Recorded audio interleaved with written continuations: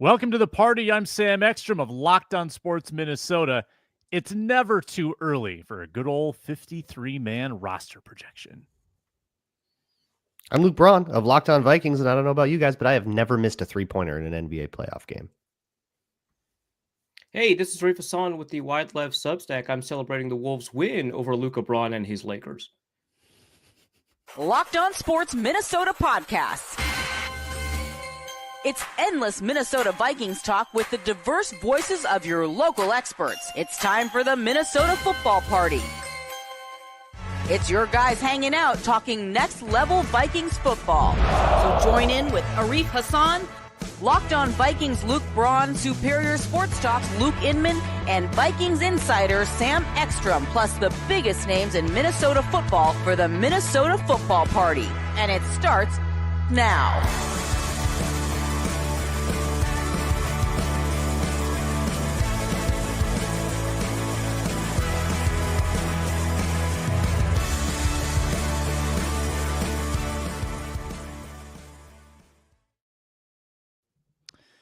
What's up and welcome in on a Thursday, Minnesota Football Party, Locked On Sports Minnesota, and the Locked On Vikings YouTube channel. That's an all-new feature. Welcome in to all watching. Thank you to those who are listening.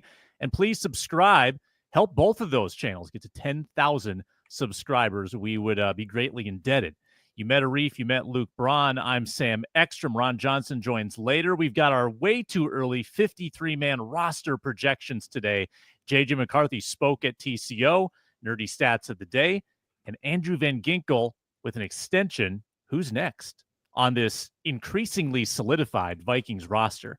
The show today brought to you by Amazon Fire TV Stick 4K. Turn any TV into your Xbox, no console needed.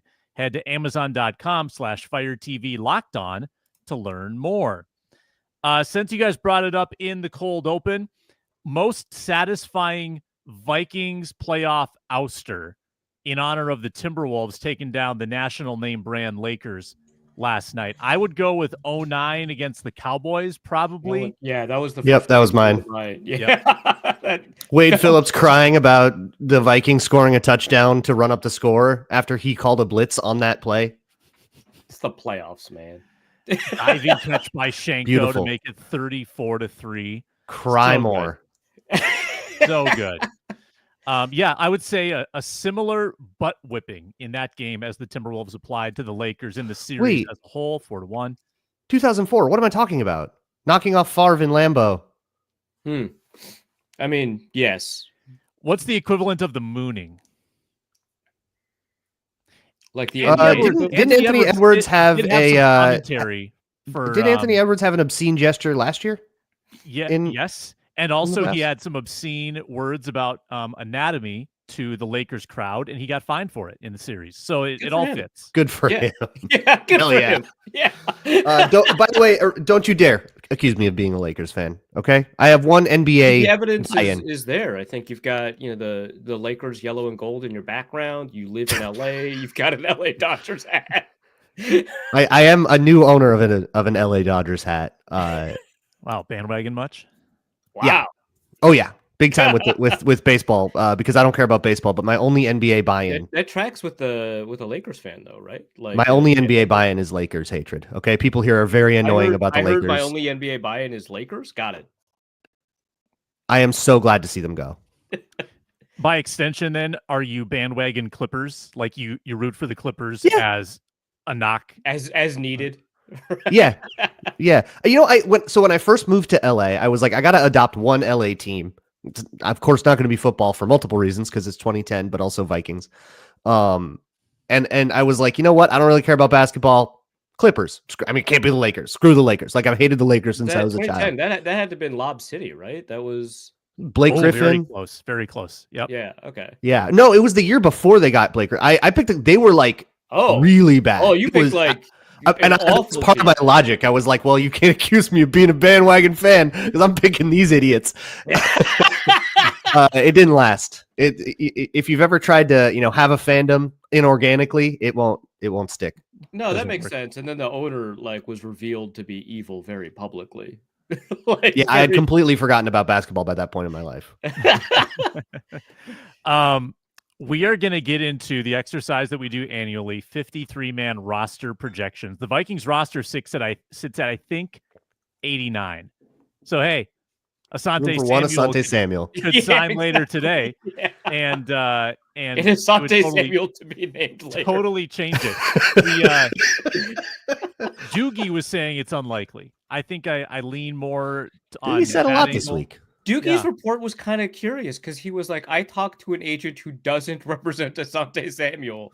And he said that the Vikings have not talked to Asante Samuel. And I was like, Doogie, come on. Doogie, we cling to every morsel. Don't do this. Don't tease us. Don't drag us along.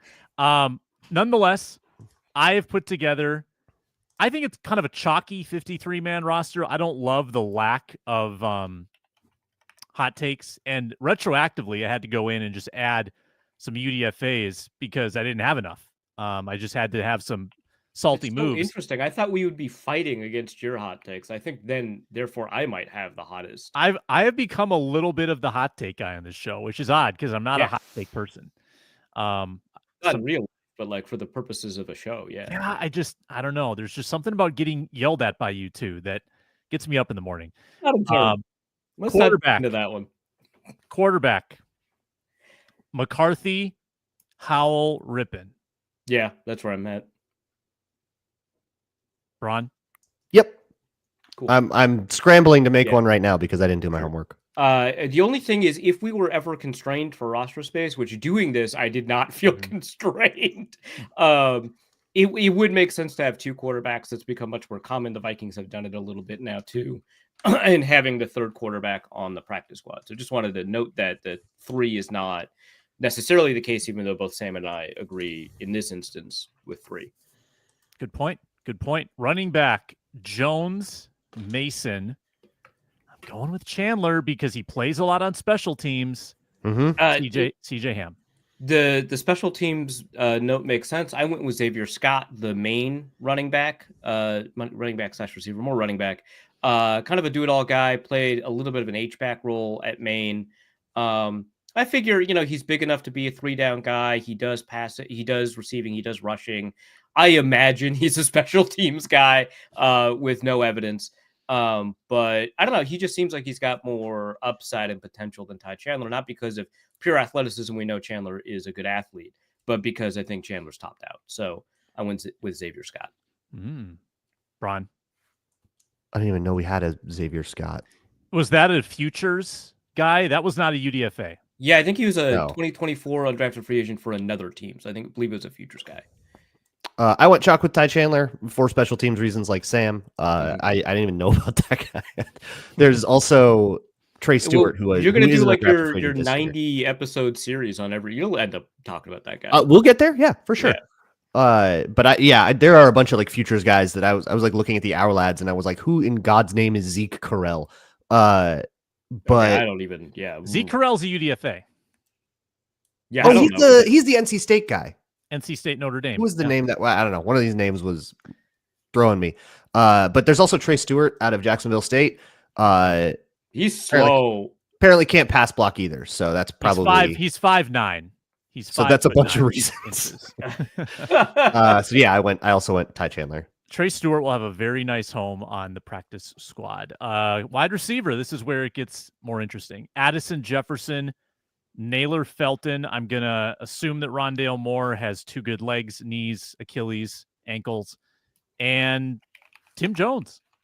Tim Jones, the special teamer they brought in, I think for just special teams reasons. A lot of those guys. Tim Jones. No one's talking about Tim. Like, I'd much rather have. It's much sexier to have like a Jashawn Jones or a Thayer Thomas win that job with a great preseason. Tim Jones might actually be the chalkier pick because he does the dirty work. I think you're right. I went with. I think this is your guy, Sam. Lucky Jackson. I'm more Tristan Jackson. I know you're a Tristan Jackson guy, but like I think you've hyped up Lucky Jackson on occasion here. A little bit. So I went with Justin Jefferson, Jordan Addison, obviously Ty Felton, obviously Jalen Naylor, I think obviously. So I went with Rondale Moore and Lucky Jackson. Rondale Moore for returner reasons. Lucky Jackson, who's also, I guess, a returner for Sam Ekstrom reasons. Well, thank you. Glad I could influence your life. So I am Braun, not assuming Yeah. that Rondale Moore has healthy knees. I've got him as like a pup thing because it's the reporting was that this was a worry. Mhm. So setting him aside, Jefferson, Addison, Naylor, Felton, those are probably an ink. And then I did Tim Jones and then Dante Fleming, who has a pretty good shot to win the punt returner job, which is Nice. wide open. But I do agree that Tim Jones is probably the chalkier pick out of all of these. But I went sideways here because this is one of the easier ways to go off chalk. Without Najee Thompson, there is a crosses himself. For the audio listeners, for the audio listeners.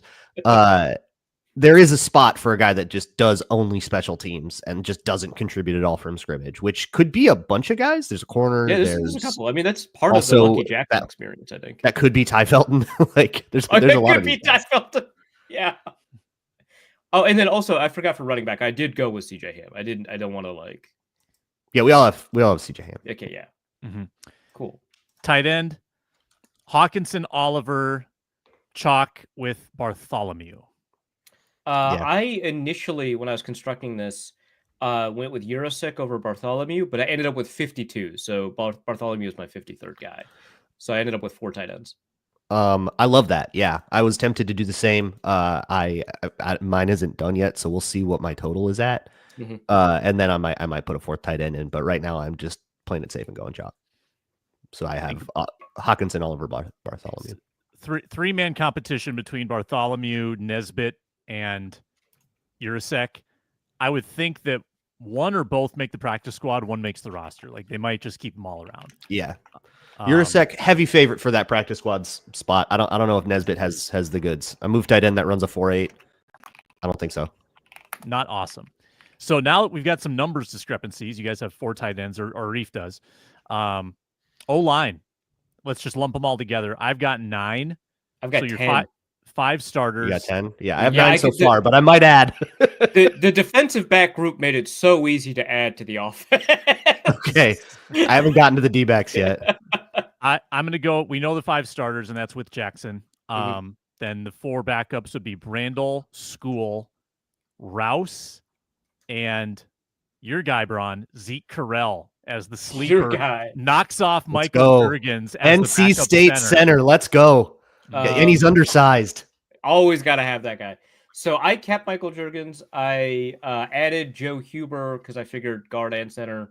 And then Logan Brown at right tackle. So Walter Rouse, Blake Brandel, Michael Jurgens, Joe Huber, Logan Brown. Hopefully Logan Brown has learned some discipline. Not to beat people up. Yeah. Rule number 1 of Kevin O'Connell. Well, you can beat some people up, but they have to be wearing different color shirts. I have the chalk group for now, but I might come back to it if I have extra slots. But I have your Darisaw, Donovan Jackson, Ryan Kelly, Will Fries, Brian O'Neill, and then Justin School, Blake Brandel, Michael Jurgens, Walter Rouse. That's all I got for now. But I might add. I think I'm a little bit too aggressive not having School, but I do have him on my practice squad, so I guess that counts. Okay, there you go. Yeah, like a veteran practice squad guy. Yeah, because you get like 4 of those. It's trivially easy to fill out these 16 people practice squads. No, I mean, you could definitely like a Tavier Thomas could be on that. The School, you got a couple options. So that's offense. I went 25-25. If Arif, I feel like you've got 27. Yeah, it's egregiously imbalanced, but I've got more defenders on my practice squad. So. Well, I've got 10 on. I put D-line and edge together, so let's combine. I've got Grenard, Gink, Dallas Turner, Tyrion Ingram-Dawkins, Phillips, Allen, Hargrave, and then Redmond, LDR, Bo Richter. So that'd be no Gabe Murphy, no Taki. I also have Gabe Murphy on my practice squad. I have Taki Taimani making it. I've got Levi Drake Rodriguez making it. And I've got Tyler Batty making it at edge. So I only have 4 edge rushers. Jonathan Grenard, Dallas Turner, Andrew Van Ginkel, Tyler Batty. Gabe Murphy and Bo Richter are both practice squad guys. I also had a Chaz Chambliss the practice squad. So I have 3 practice squad edge guys, which seems a little heavy, but whatever. And then Jalen Redmond made my practice squad defensive lineman. I have your chalk, John Allen, Hargrave, Phillips, Grenard, Gink, Turner, Tyrion Ingram, Dawkins. It kind of leaves 2 to 3 spots. That is what we're all different on. I have Taki making it. I have Jalen Redmond making it. And I have Bo Richter making it, but no LDR, no Gabe Murphy. Yeah, Jalen Redmond was a hard cut for me because A, he's a spring league guy. I love those guys. B, he played well. He's like good. That's I figure he played can well. find a way into the rotation. Yeah. But I was thinking through it, and like I think Taki and Levi Drake Rodriguez are in a competition with each other, and I think they'll like kind of eat each other at that nose tackle spot. And then with with Redmond and maybe Tyrion Ingram Dawkins, if you want to play him inside more, or even like an undrafted guy, can kind of compete for those other spots. But I don't see both of those guys making the team. And at this point, Taki's just a better player. Fair enough. Feels like an easy group where you're going to want to have 10. I'm getting a call from Compton, California, Braun. Who do you think that is? Know anyone in Compton? I don't know anybody in Compton. Inside linebackers. Is that where Richard Blake Sherman's Cashman, Ivan Pace, Eric Wilson, Kobe King, and for special teams reasons, Brian Asamoah will make it. I think he's going to be on the chopping block, but he will survive. I don't think he's a very good special teamer. He's capable and willing. I don't know that he's very good. So I've got Andrew Van Ginkel. Wrong linebacker group. I've got Blake Cashman, Ivan Pace Jr., Eric Wilson for special teams reasons, and Kobe King for backup reasons. And then I do have Brian Asamoah on like my practice squad, but like I figure there's going to be like a linebacker add at some point too that's going to round this out. I have the same group as Arif, Cashman, Pace, Wilson, Kobe King. Although I think Eric Wilson gives you the Kamu Grugier Hill backup role. Yeah, I don't know if Kobe King wins that right out the bat, right? But I do think, I mean, he'll make it just because they like to stash their draft picks, even if their draft picks are bad. So that's 5 for. It's 4 for you, 4 for the two of us. 5 for me, 4 for you guys. All right. Yeah. And I did finally get to the end. I have 51 players, so I am adding Ben Urasek back to my tight ends, and I got to figure out another one I want. Yeah, see, I told you, like most years, it feels like we have to like cut from 55 to 53, and now it's like, oh Jesus, who do we add? Yeah. When you remember have the 65 guys. Yeah, I did remember the specials. Yeah.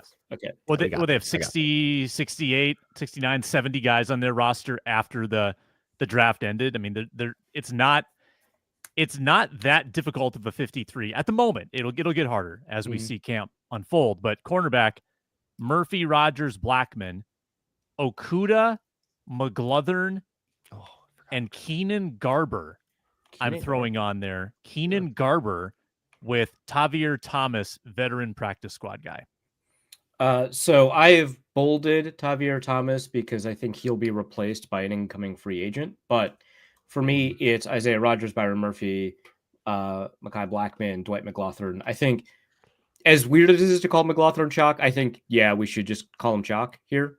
And then I had a Tavier Thomas as my 5th, and I wanted a 6th, and I did not feel crazy comfortable with Jeff Okudah. I did put him on the practice squad. But that's I only ended up with 5 cornerbacks.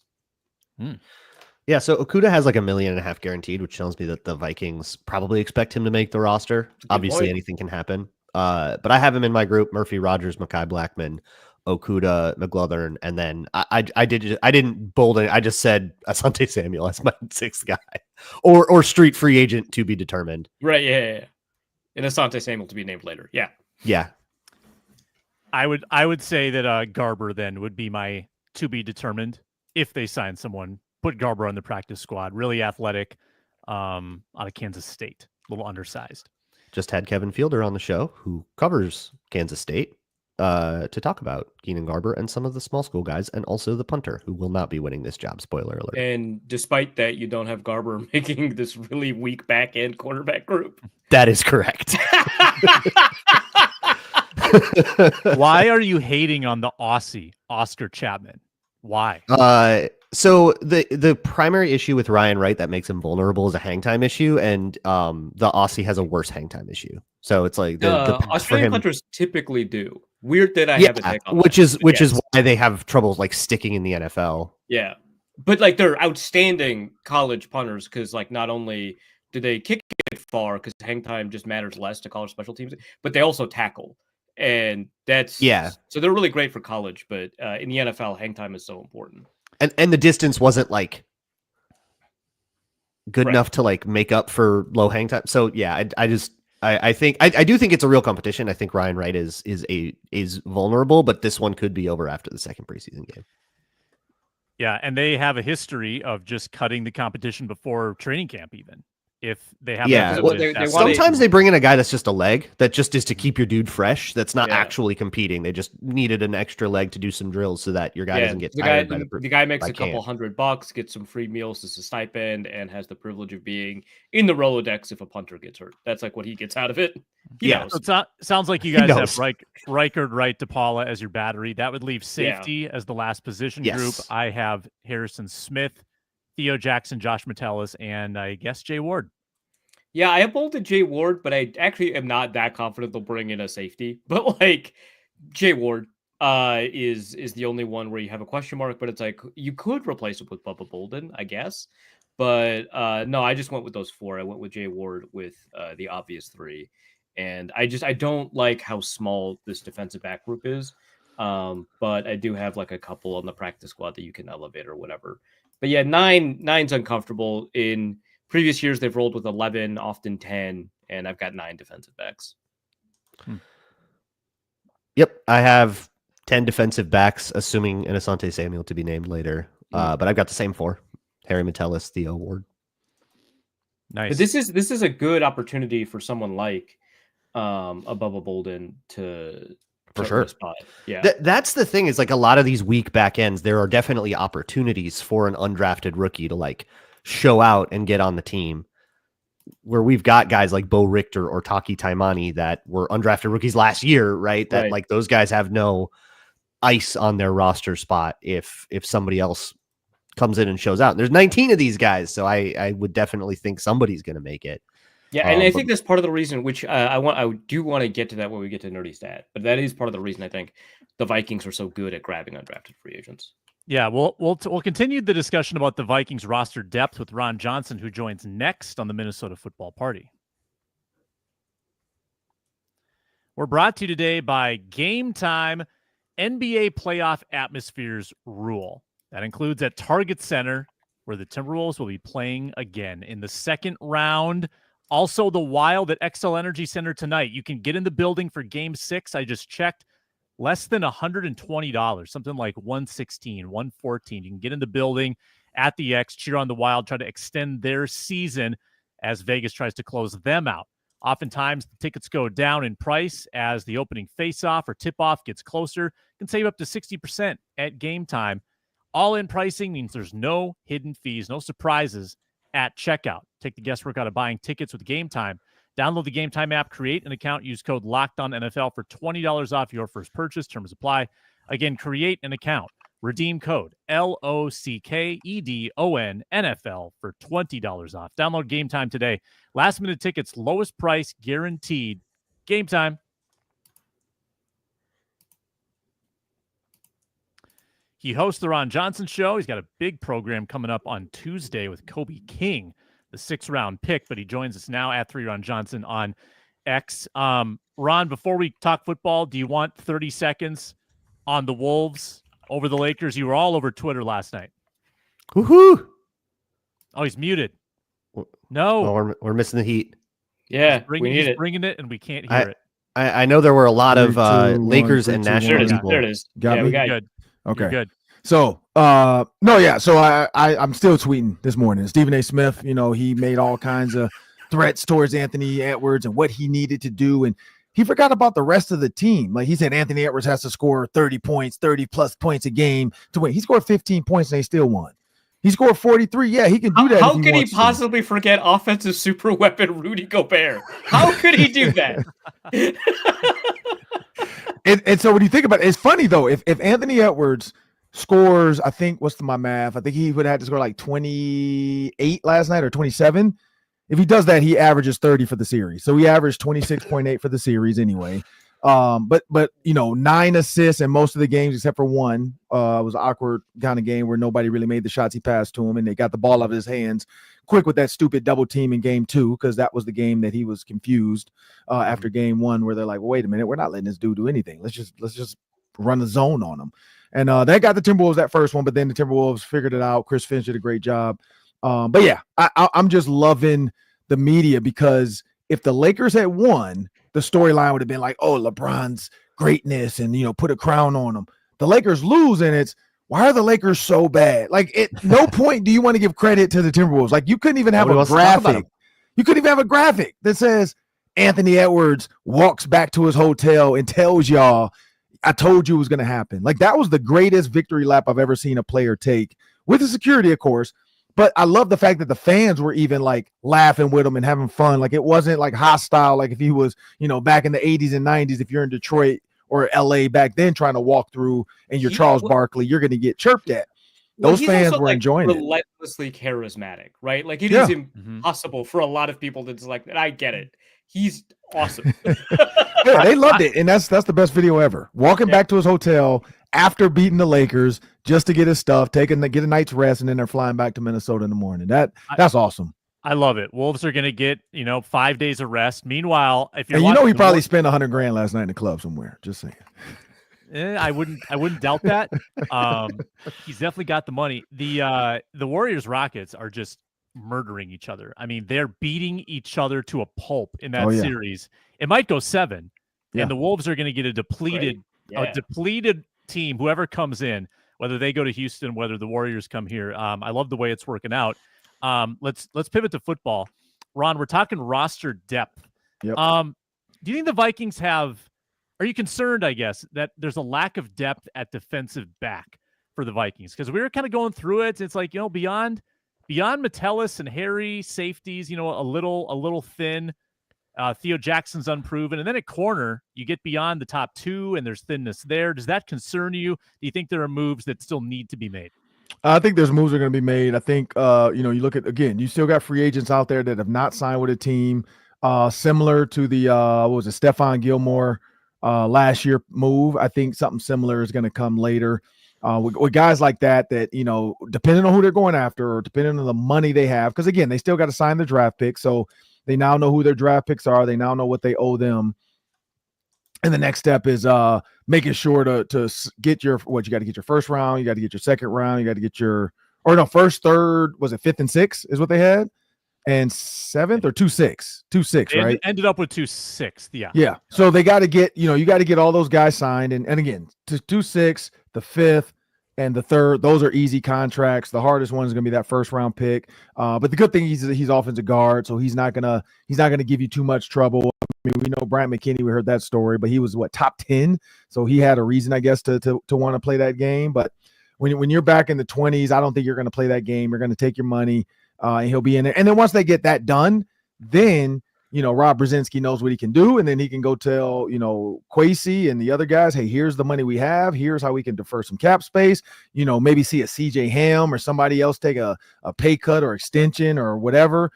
And then when that money's there, and all of a sudden we're like, man, how did he do it again? And Rob Brzezinski is going to find $10 million somewhere to maybe go get himself another cornerback for a year.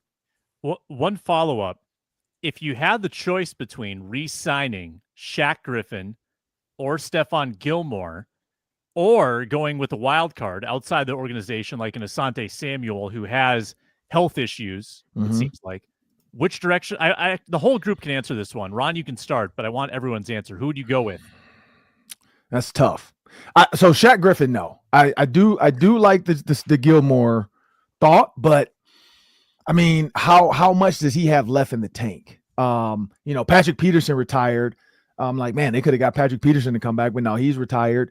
I think somebody outside the organization. Again, I like the Asante Samuel. I mean, I feel like this is a team of like boom or bust. Everybody coming in is hurt. Everybody has suffered something. And then it's like, can they make it all work? And it's one of those things, if you ever watch the stock market ticker, like you watch it dip a little bit, which is the injury. Then all of a sudden you just see it take off. And that's what we all pray in the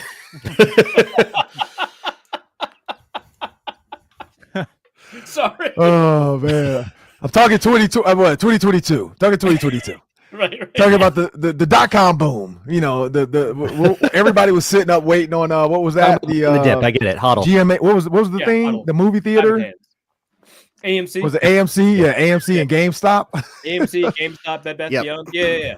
So Ham and hands and all that. that's what I'm talking about. We're gonna people against the machine. But when you think about that, buying low, selling high, I think Kwesi's kind of all in on that. So I could see that trend happening with a cornerback to say, and again, we know the Vikings training staff is one of the best. I mean, if you've been over to their facilities and seen the training room, the weight room, they have all the technology. I mean, they have the floating floor, the pool, treadmill. I mean, you name it, they have it. They have the training house right there as well. And so that's one thing where if it's any of these guys coming in, I wouldn't be worried about health wise, because I feel like the Vikings hopefully wouldn't just give a guy a lot of money and he's not going to be able to play. But there's got to be some other guys out there too. Like I just think there has to be some bodies out there. Also, we have to remember too, there's corners that are, I mean, not Benjamin St. Juice, it's not going to happen to him, but guys like that are going to get probably released or cut too, if the numbers don't match up and the dollars don't match up with the team, what they want. And so again, we saw with Everson Griffin, guys that aren't happy with the team they're with, they're willing to walk away and just say, cut me if you don't want to pay me. So that's the other thing we have to keep an eye on. And I know Kwesi has, he has everybody in his Rolodex waiting for that moment. Braun, what do you got? Ron, do you think you have any undrafted free agents that look like really good chances to make the team? 19. No, honestly, Max? No, I haven't. Max?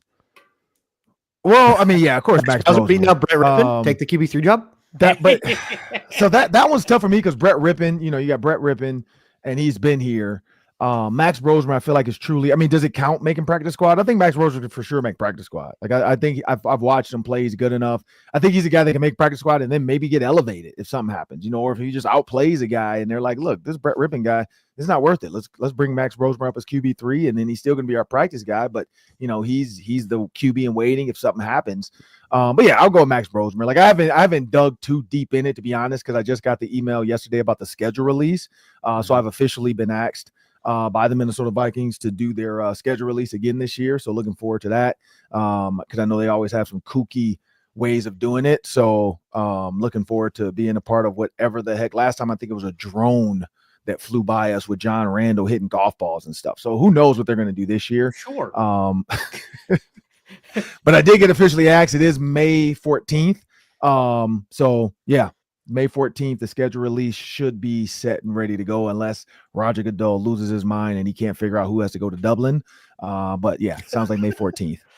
I heard there was a rumor that the Vikings could have multiple international games. Did anyone see that? I haven't seen it. I heard it. I heard some people tweet it and stuff and videos of it. I haven't actually heard anything. But Jacksonville has done that before. Jacksonville's done that. They did. Yeah, They they did don't back to count. back. Jacksonville did that because nobody wants to see them in America. So it's like, let's send them somewhere else. It's savvy business. It's the savviest thing Shad Khan has done. Is abandon. He makes a lot of money doing it. So it's like, You might hey, as well make it official if you're going to. Nobody wants to see it. it. Yeah, Wednesday, May 14th. So yeah, so I'll be on with you guys on that Thursday after the schedule release. That'll be a fun show.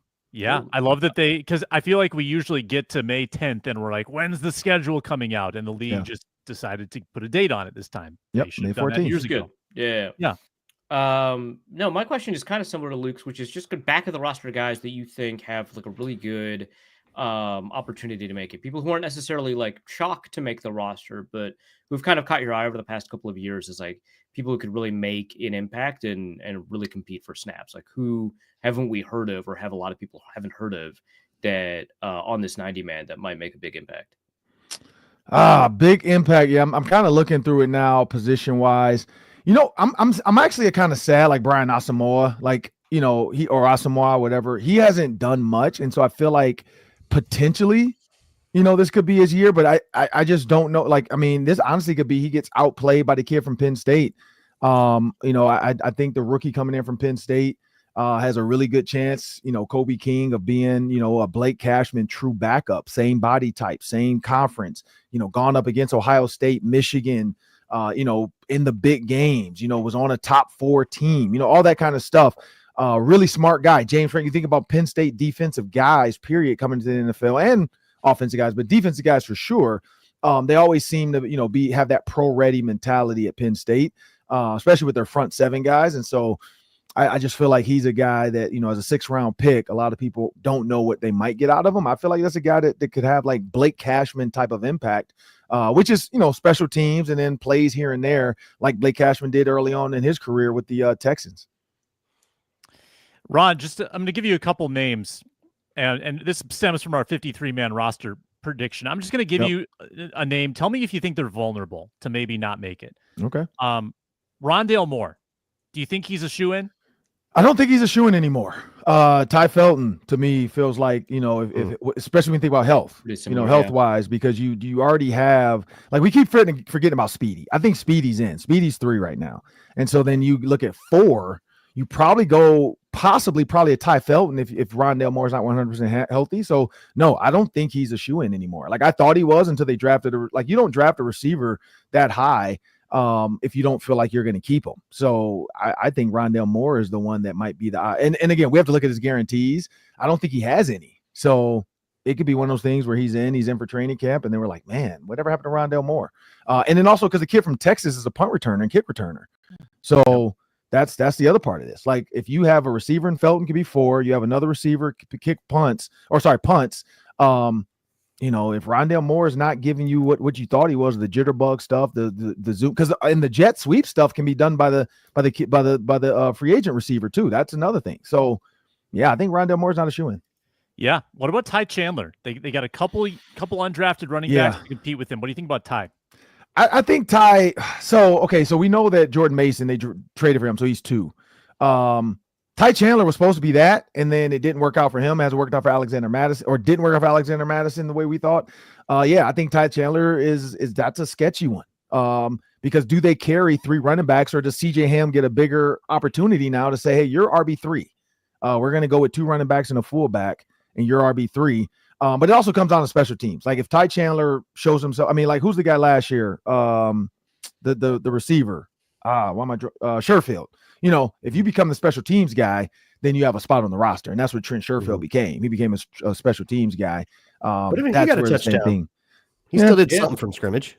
A little bit. Well, I think they gave it to him as if it wasn't for special teams, he would have been there. Yeah. For sure. Yeah. But yeah, but I do think it's an important component of that he is capable. Like you can put him on the field and he won't be just a waste of a guy out there. Right, yeah, he can block, he could do something, right? And that's what I'm saying for Ty Chandler. Like Ty Chandler can do something at running back. So it's like, how valuable is he with the new special teams rules and all this stuff? Like how valuable is he going to be? Because we all know when they go in, you get your numbers. So I think receivers get 4, linemen get 9, DBs, he goes through the list. And then special teams gets 9. And so he's going to go in and say, okay, yep, I can use your 2. So I only need 7 now. I can use him. I only need 6. And then he'll say, okay, here's my punter, kicker, long snapper. That's my other, I got 3 left. And then boom, who's my kick returner? Who's my punt returner? And then I need a gunner. And so from there, where does Ty Chandler fit in? Are you one of the pieces he's pulling that the coaches say they want? Or are you the odd man out? And that's the tough thing about 53. That's why I think at some point the NFL has to change this. It's too many injuries and it's too hard of a sport to expect guys to play DB full time and special teams. Like you're rich, you're billionaires. Just go to 60, make it a 60-man roster and call it a day. Ron, I'm going to keep hyping up this Kobe King interview. It's going to be great. It drops Tuesday. You got his brother Kalen. You got his dad on there. Oh. It's a family interview. Oh my gosh. Really awesome. That's awesome. Make sure, yeah. I forgot to ask Kalen King what he thought about Peter Bukowski. I never got to that. I know Kalen, 7th round pick of the Packers. For those who didn't know, Kalen was there 1 year earlier in Green Bay, but he's Kobe's twin. Yep. Pretty highly touted draft prospect too. Heading in, just fell to the 7th, but a lot of natural talent. Natural talent, had a little bit of an injury bug during camp, got released, got bought back when he was healthy, he got activated, I think, week 14 of the season. So he's on the active roster now. He'll have a chance. And now his brother, is with the deal. And I texted his mom right away, got in touch with his dad. And so they're both excited about it. And so, and they're both from Detroit, Michigan. So that was a cool thing. They went to my rival high school. But that was a fun thing to see another Detroit kid come in here. And And I talked to those guys before this, and we're on like a group text now, and so we've been talking about that. But the coolest thing, and I said this before, but there's way more cool stuff. But the fact that JJ McCarthy called him, you know what I mean? Like JJ McCarthy took a veteran role as quarterback to say, I'm the leader of this team. Let me call all the draft picks. And normally you would say like, oh, the quarterback called the receiver or the running back or the lineman he drafted. No, he's calling the defensive guys too. And so I thought that was cool of JJ McCarthy to kind of like really start to take a leadership role as a quarterback that has not gotten an active snap in a game. He's already trying to be like QB1 leader. So also the fact that he just came out with ADHD, that was a cool story to hear too, that he realized why the chaos always felt calm to him. And so I got to research that a little bit more, but that was a cool story. Yeah. There's a lot of good stories in that interview. Ron busts out a Letterman's jacket from his high school. It's a good visual product. Make sure you check that out. Dropping Tuesday, Ron Johnson show. He's at 3 Ron Johnson. He'll be tweeting about the Lakers' demise for the rest of the day. And I will say, you guys have to tune in because I put the dad on the hot seat, and I said between the Packers and the Vikings, so Kobe and Kalen, who's more likely to win a Super Bowl faster? So make sure you guys check that answer out. And he gives an honest answer. He doesn't dodge the question. Wow. I gave him an opportunity. I said you could pick one son or plead the fifth. He didn't plead the fifth. And you gave him it out, and he didn't. I gave him it out. Yep, that was the game. The game was you had to pick one of your sons or plead the fifth. So it was Kobe or Kalen or the fifth. You could do either because you know what I mean. I was like, I don't need that. Both sons being mad at dad, and so I asked some good questions. I was like, who's stronger? Who's faster? Who's smarter? Like I was like, who's the fastest twin, smartest twin, strongest twin? Who's the twin most likely to call mom and have her move in with him? And then which twin is most likely to win a Super Bowl? And so dad did not he did not hold any punches. So I loved it. It's good stuff. That's awesome. Thanks a lot, Ron. Excellent job as always. Yep. We'll return with our nerdy stats of the day on the Minnesota Football Party. Brought to you today by Amazon Fire TV Stick 4K. Did you know your Fire TV is also an Xbox? Turn your TV into your gaming and entertainment hub with Fire TV Stick 4K devices. No console required. Just grab your paired controller, subscribe or sign in to Xbox Game Pass Ultimate with EA Play included. That means EA Sports College Football 25 or Call of Duty. If you don't game, like I'm not a big gamer, but I like watching TV. I like watching shows. You can get like 1.5 million options of episodes and movies with your Amazon Fire TV stick. It's all in one place. It's all consolidated. It's all right there. Head to Amazon.com/Fire TV Locked On to get started. Xbox Game Pass Ultimate subscription and compatible controller required. Available on select devices, including Fire TV Stick 4K 2nd Gen, Fire TV Stick 4K Max 1st and 2nd Gen, and Fire TV Cube 3rd Gen.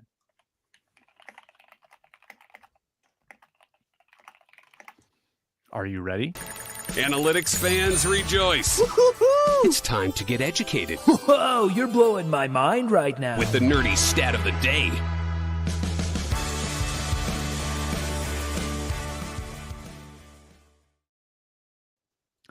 It's been a bit, but nerdy stat of the day returns. Draft edition. Arif Hasan, I think, said he had a good one, and we'll go to him first. I didn't say I had a good one. I said I had one. You had one. Yeah. Are they ever really good? They're never really good. They're nerdy. No, they're usually great. They're usually great, actually, Sam, and you just don't appreciate it. No, this one's about coming in hot. This one's about the undrafted free agency class. Also, I haven't done it yet. Game time. Okay. The Vikings for the past 3 years have had the top undrafted free agency group from 2023 to 2025 by the consensus big board by essentially a country mile. The only team that's close, Los Angeles Rams, who that's basically because they signed like 20 undrafted free agents last year, and they had like 50 rookies. Like it was an insane situation for Los Angeles.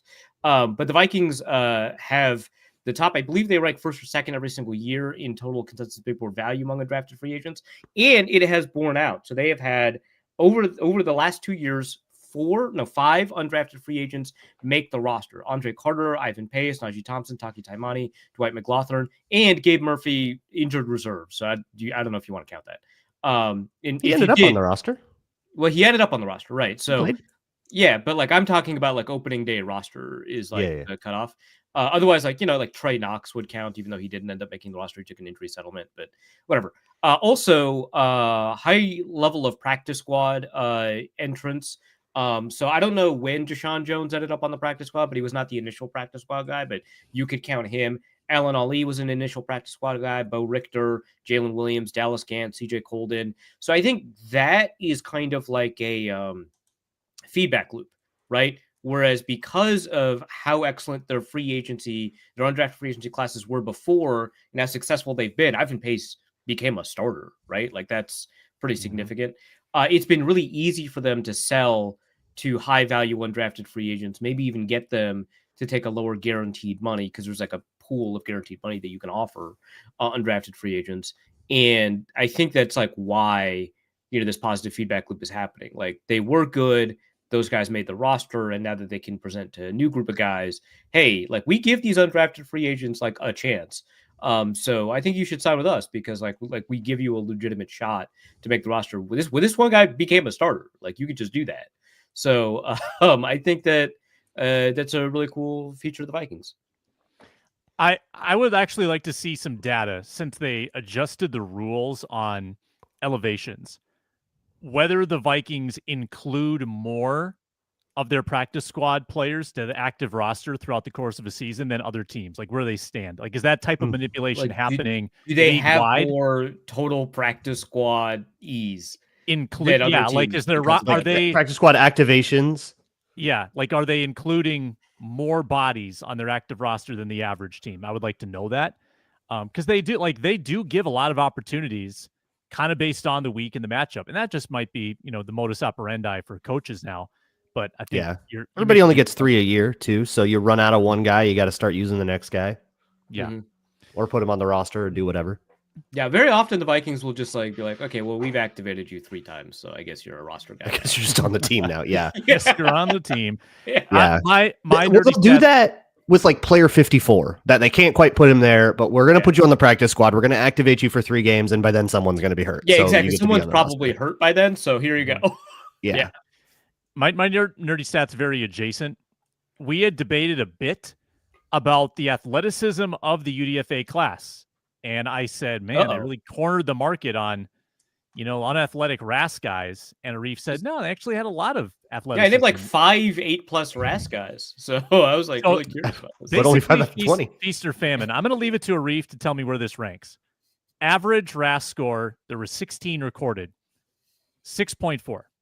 6.4. Now, the Feast, they had 7 guys above an 8.0 RAS in the UDFA class. Pretty good. They had 8 guys below a 6. So, like, nobody in the middle. They had a lot of athletes, and they had a lot of that. That makes a lot of sense to me because if you're a low RAS guy and you've got the attention of a team, likely what's happened is that you're very productive, right? So I think like there is something to all of these guys or most of these guys that stands out, and the Vikings are hoping that at least 1 or 2 or 3 of them can bank on the thing that stands out, whether it's athleticism, college production, or like an intangible or something like that. So, so in my so I don't have like a RAS database. I've got like a different athleticism score database. In my database, draftees obviously tend to have a much higher athleticism score than combine participants who didn't get drafted or pro day participants who didn't get drafted. And so like the average draftee would, if we converted it to RAS, would probably have a RAS score of like 6+. And so an undrafted free agency class that's above a 6 is pretty good compared to other undrafted free agency classes, because like one of the reasons that they don't get drafted is they're not as athletic. Like you're running like a 4.8 40. Like there's only guys that can run a 4.5 40 at 220. Like there's a like less than 0.5%. Like that's a really difficult group of people to be in. So sweet. Braun, what do you got? Above average without checking data. Sorry. Yeah, mine was about the RAS of the draft class, which is ranked 2nd in the league at 8.96. They're the second most Packers athletic. First? No, the Commanders. The Packers are not. They're 7th. Were the Colts? Sorry, it's just the Colts and the Packers are like They're supposed to be RAS teams, so I'm curious about that. The Colts didn't have but where are they? I'll find them. But that's interesting compared. The Colts are 22nd this year. It's interesting compared to their consensus board rank, which 4 of their 5 picks were consensus reaches. Yeah, and Arif, you'll have to tell me where they rank there, but I think it's like 28th. Like I was gonna say if I remember correctly, it was like 28th. So the 28th best class by consensus ranking, but a bunch of jocks that people didn't think were very good. That's the draft class. It feels like there's like a different theme every year for the Vikings draft class, which I actually don't love that. I would love a consistent philosophy, but like year 1, it was just like 10-yard split. Do you have a 10-yard split? Oh, that's right. And we were like, that must be a really important metric to equate. And then they just never did that again. Well, that's probably good considering how that considering how that class turned out, right? And then like last year, like it was, first of all, it was like a bunch of trade ups, but like they were like good consensus board picks, like except I think JJ McCarthy, which like he's a quarterback, doesn't count. But like they were like good consensus board picks. And then this year it's just like, yeah, we got super athletes. I mean, they don't have like production, but super athletes. It's like, okay. All right, I've got a question for you as I pivot now. Andrew Van Ginkel extended 1 year, $23 million. This was one of several contracts that were going to be in question after this season. Not many, though. And I got to thinking, are the Vikings going to be the first team in NFL history to return all 22 starters from 1 year to the next? Because if Harrison Smith decides, hey, I'm still pretty good at this, I would like to make another $10 million in 2026. I'd like to buy another Cessna. Yeah. Tell me if I'm forgetting anyone. Is any other starter, and I'm projecting right now Mekhi Blackmon as the CB3. Is any other starter not under contract in 2026? So wait, are both Jonathan Allen and Javon Hargrave, depending on who's the starter? Hargrave is 2 years. Allen is 3 years. Okay. Phillips has 2 more years. Then Ginkel has 2 more years. Grenard has 3 more years. The offensive line is all under the offensive contract line's multiple all taken years. care of. Yeah. Metellus would void out, but I don't believe that's going to be true for very long. Yeah, I think Metellus is fine. So Harrison Smith is. Yeah, I think that's probably getting done like sooner rather than later. But he would be scheduled to void. Yeah, I think what'll end up happening is if like in a world where Harrison Smith returns and wants to buy another light aircraft, I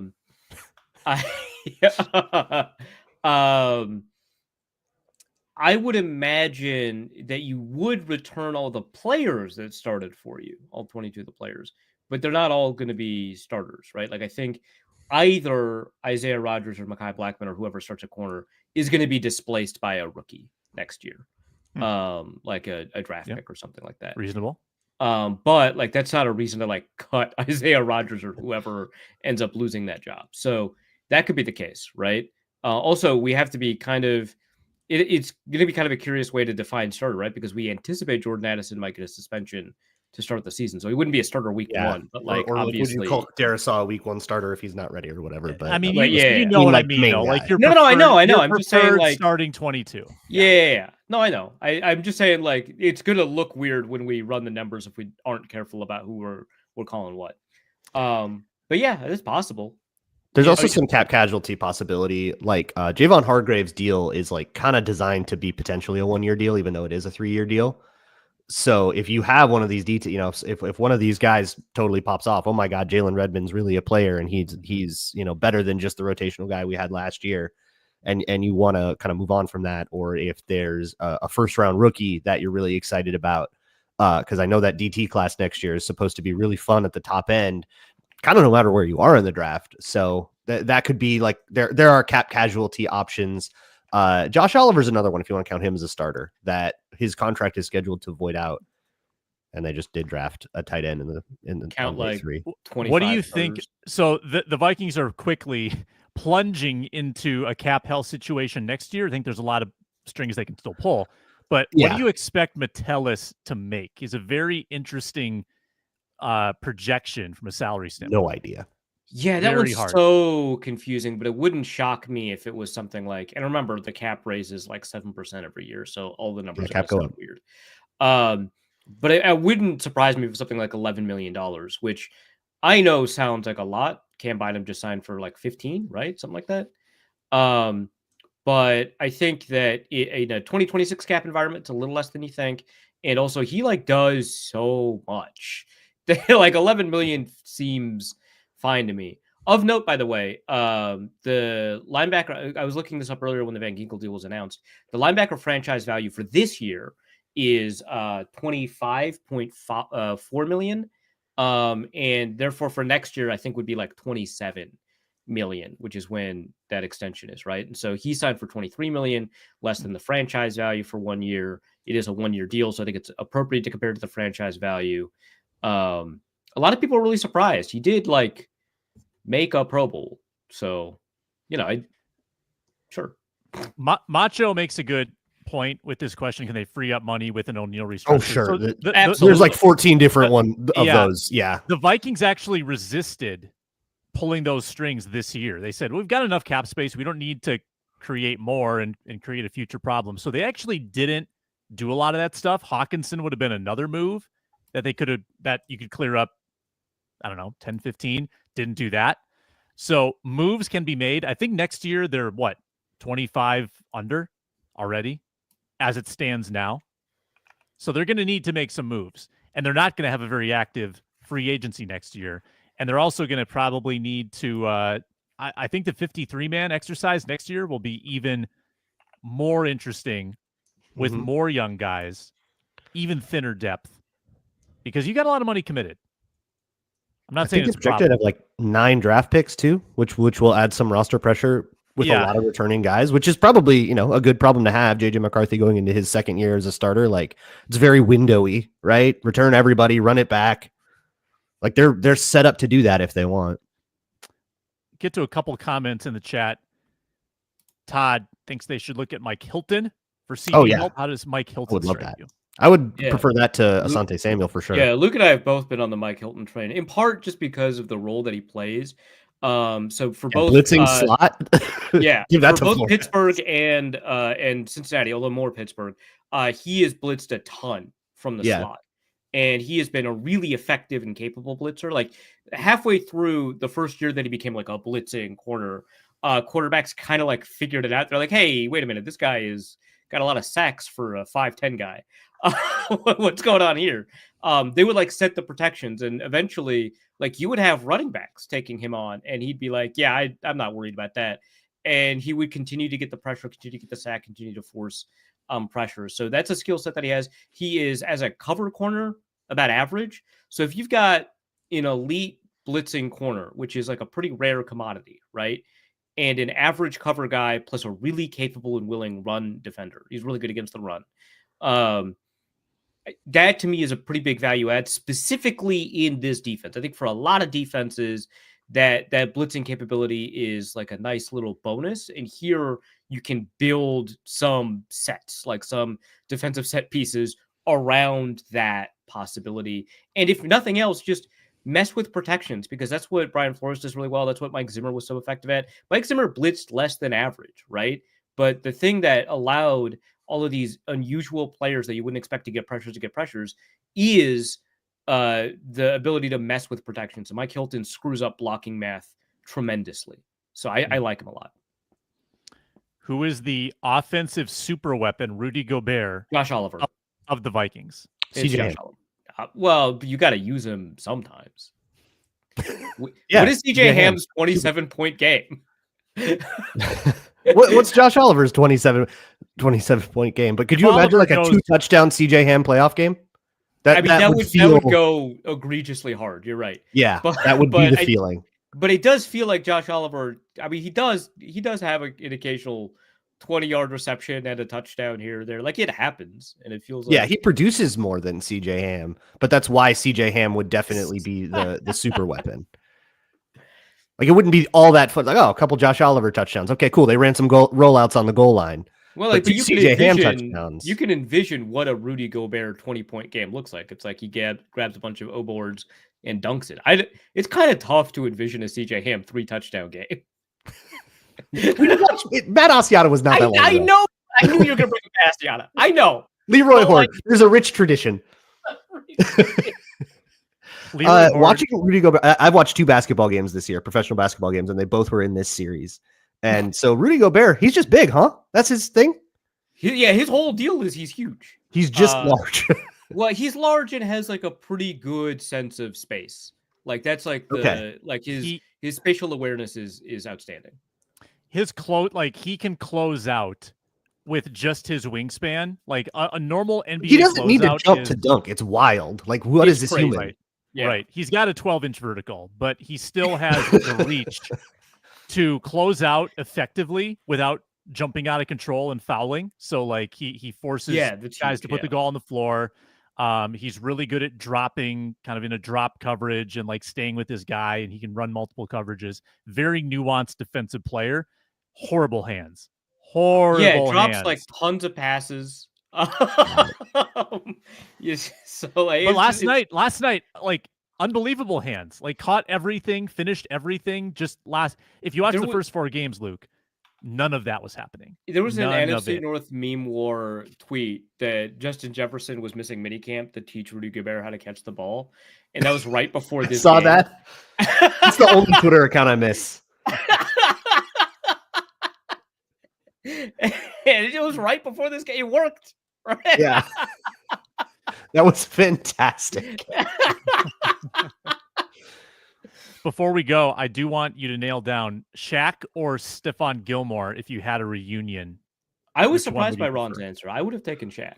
Oh, I agree with Ron. I think Stephon Gilmore, assuming that he's not just like totally dead and like ready to retire, Stephon Gilmore gives you better play than I think Shaq Griffin. Shaq Griffin as depth is fine, but I would like be rooting for Mekhi Blackmon to like take that job.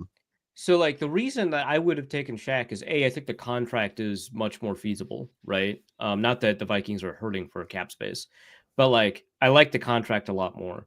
And I am not as worried about this like cliff. Like I just think like Gilmore is at some point just going to hit the age cliff, and I don't want it to happen while he's in a Vikings uniform.